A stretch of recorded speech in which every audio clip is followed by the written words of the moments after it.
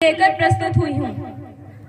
मैं बात करूंगी कुछ ऐसी बातों पर जो कि सोचने पर बहुत ज्यादा महत्वपूर्ण तो नहीं लगती, लेकिन हैं बहुत आवश्यक।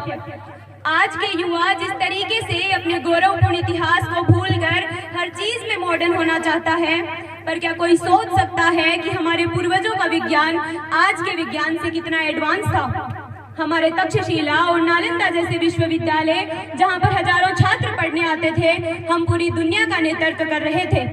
लेकिन इस समाज को और हमें ये समझना होगा कि हमारा इतिहास इतना गौरवपूर्ण होते हुए भी आज हम केवल इंग्लिश बोलने वाले को ही इंटेलिजेंट समझते हैं। 4 लाइन कोई बिना रुके अगर इंग्लिश में बोल दे तो हमें लगता है कि वाह कितना इंटेलिजेंट है, मगर हम एक क्षण के लिए भी ये नहीं सोचते कि दुनिया ने हमसे सीख कर ही हमें अंग्रेजी नाम वापस दिया है और हमें लग रहा है कि पश्चिमी दुनिया हमसे बहुत आगे आ गया है।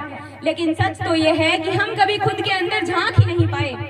उदाहरण के तौर पर परमाणु बम का आविष्कार करने वाले अल्बर्ट आइंस्टीन अपनी किताब में लिखते हैं कि भारत के ज्ञान के बिना, भारत के वेदों के बिना इसका आविष्कार संभव ही नहीं था। ठीक इसी तरह 100 साल पहले तक इस देश में 100% अनाज देसी खाद से पैदा होता था, लेकिन पश्चिमी लोगों ने हमें विकास के नाम पर यूरिया दी और 100 साल बाद वही वापस ऑर्गेनिक का नाम देकर हमें गोबर की खाद बेच रहे हैं। दुनिया को आज ये बताते हुए भी शर्म आती है कि जब दुनिया को फसलें बोने का पता नहीं था तब भारत में लोग ऑर्गेनिक खेती करते थे, मगर हम 100 सालों में सब कुछ भूल गए। इस इतिहास को हमारे अंदर फिर से दोहराए जाने की जरूरत है। आज हम सिर्फ इंग्लिश में जो लिखा होता है उसे पढ़कर सच मान लेते हैं, लेकिन हम वो लोग हैं जो हिंदी में अखबार ठीक से पढ़ नहीं पाते, लेकिन गली में चलते समय बगल में इंग्लिश न्यूज़पेपर साथ लेकर चलेंगे ताकि लोगों को लगे कि ये कितने पढ़े लिखे हैं। पश्चिमी दुनिया ने आज युवाओं के हाथ में ऐसा हथियार दिया है जिससे हम क्या कुछ नहीं कर सकते। दुनिया की सबसे बड़ी ताकत, ज्ञान का भंडार हमारे हाथ में मोबाइल के रूप में है।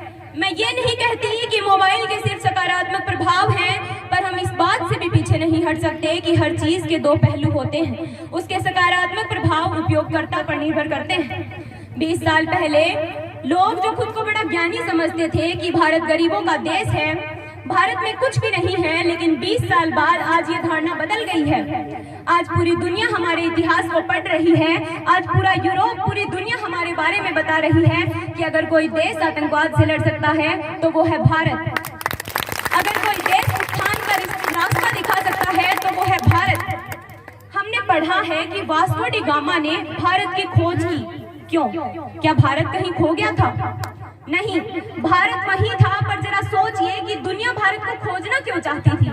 भारत के ज्ञान में भारत की समृद्धि, भारत के मसाले, हीरे जवाहरात, वीरता की कहानियां और भी बहुत कुछ जो दुनिया ने सुन रखा था, उसने मजबूर किया दुनिया को भारत आने के लिए। वरना सोचिए कि क्यों कोई गरीब पिछड़ों के देश में आना चाहेगा। आज का युवा सिर्फ साइंटिफिक बातें और तर्कपूर्ण बातें ही मानता है। इसलिए नासा जब तक किसी बात को सर्टिफाई नहीं कर देता कि सूर्य को जल चढ़ाने से आंखों की रोशनी तेज हो जाती है, तब तक नहीं मानता। टीवी पर माधुरी दीक्षित जी आकर ये ना बता दे कि गोबर पानी को शुद्ध करता है, तब तक हम नदी में तांबे के सिक्के डालने की परंपरा को बेवकूफी समझते हैं। जो दौड़ में सबसे ज्यादा तेज दौड़ता है और दौड़ते दौड़ते सबसे पीछे वाले के पीछे दौड़ने लगता है, उसको लगता है कि वो सबसे पीछे है, और आज यही स्थिति हमारी है। निसंदेह भारत की सेना दुनिया में सबसे मजबूत सेनाओं में से एक है, लेकिन क्या हम देश के अंदर छुपे बैठे गद्दार नेताओं को पहचान पाएंगे जिसने भारत के इस गौरवपूर्ण इतिहास को नष्ट किया? और भी बहुत सारे विषय हैं मान्यवर जो छूट गए, लेकिन समय की कमी के कारण यही समाप्त करना पड़ेगा। एक बार फिर कहती हूँ, समाज की, देश की और संस्कृति बचाने की जिम्मेदारी हम युवाओं के कंधों पर आने वाली है। तो क्या आप इसे बचा पाएंगे? भगत सिंह ने कहा था कि नौजवान खुद तय करें कि उनको किस तरह का भविष्य चाहिए। इसी के साथ अपने स्पीच को विराम देते हुए अंत में मैं सैल्यूट करना चाहूंगी सरहद पर दिन रात हमारी रक्षा के लिए खड़े हर उस जवान को, इस देश की पुलिस, प्रशासन और किसान को, और इस देश के हर उस नागरिक को जो अपना काम पूरी ईमानदारी और जिम्मेदारी के साथ पूरा करता है। इसी के